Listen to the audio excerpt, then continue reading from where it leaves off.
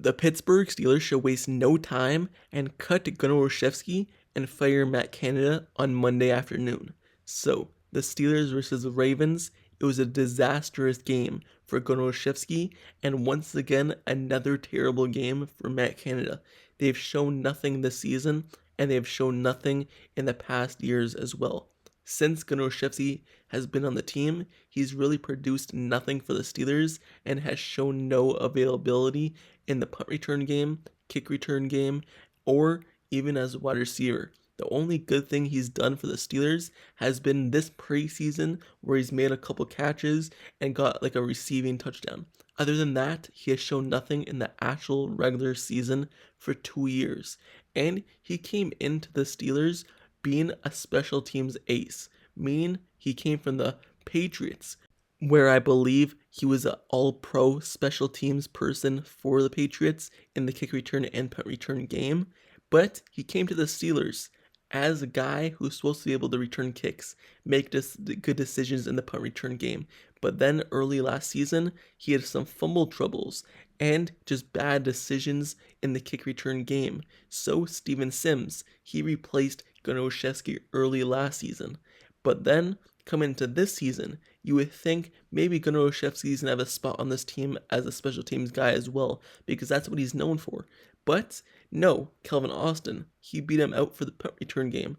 And then the kick return game, he also was a starter there for the kick return game. Even though he wasn't the starter for the punt return, he got the starting opportunity as the kick return game.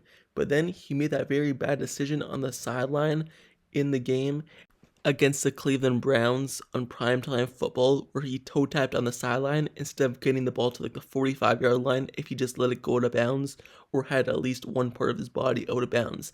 Bad decisions all around for him, and then he lost his job, and Desmond King took over as the kick return game. But yesterday, for some reason, when Calvin Austin was in the blue medical tents, they put Gunnar Olszewski in the game to return punts.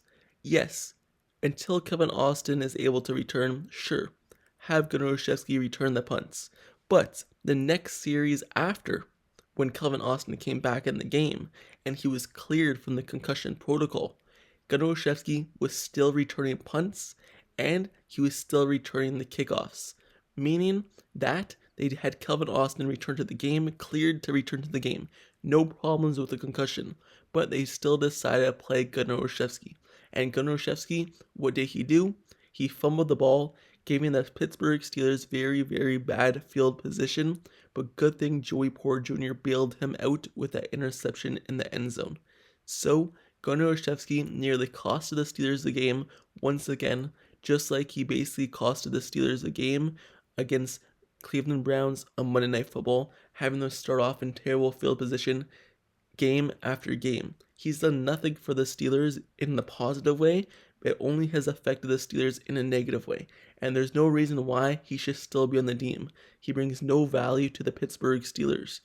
And yes, I do understand the Steelers are banged up at the wide receiver position because Diontae Johnson is out, but he should be returning very, very soon. The Pittsburgh Steelers have a bye week this week, meaning Diontae Johnson, he should be able to come off IR in like a week or so, meaning that the Steelers don't need Gunnar Olszewski anymore, and not even if Diontae Johnson doesn't come back, because the Steelers signed Denzel Mims as well from the Jets, and they signed him to the practice squad. They should rise him up to the main roster and have him play instead of Gunnar Olszewski.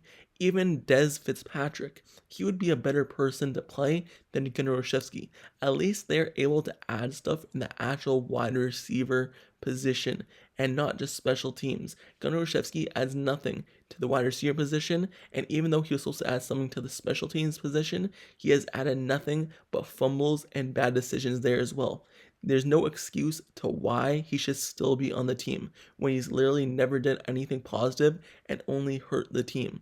They have Denzel Mims if they're scared of depth and they only keep him because of injuries to Diontae Johnson. They also have Dez Fitzpatrick, who they had on the main roster before, and there's no reason why he should continue being on the main roster.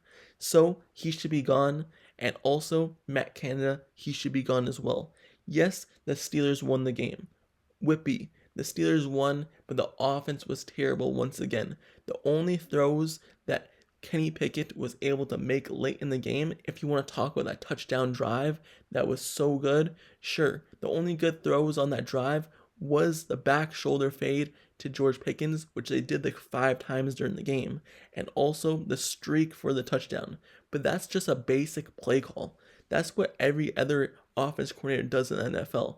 They throw a back shoulder fade, they have a route called for a streak to your main player, and they have the quarterback throw the ball there. I don't even know if it was even Matt Canada who called that play. That's just a basic play that every coordinator calls.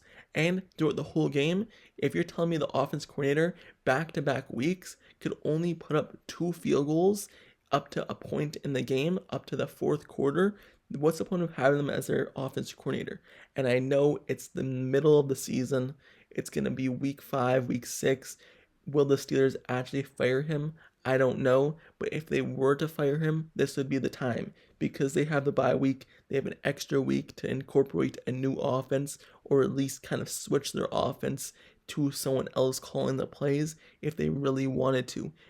And on top of that, I just believe he's under so much pressure right now because all you hear after every possession, after every field play, you hear the fans in the stadium chanting, "Fire Matt Canada." He's under so much pressure that I think he's dealing with not only calling the game, but calling the right play and having that added pressure by the fans, knowing his job is on the line after every single play call, after every single bad possession, or after every good possession. You even seen his reaction after that late touchdown by George Pickens. He wasn't even able to celebrate because he looked so nervous about his play call and just so nervous about his job security. So he's in a position right now where everyone wants him gone, from the fans and maybe even some of the players, because of the way he's calling the plays and the way the offense is going. He's under so much pressure from everyone on the outside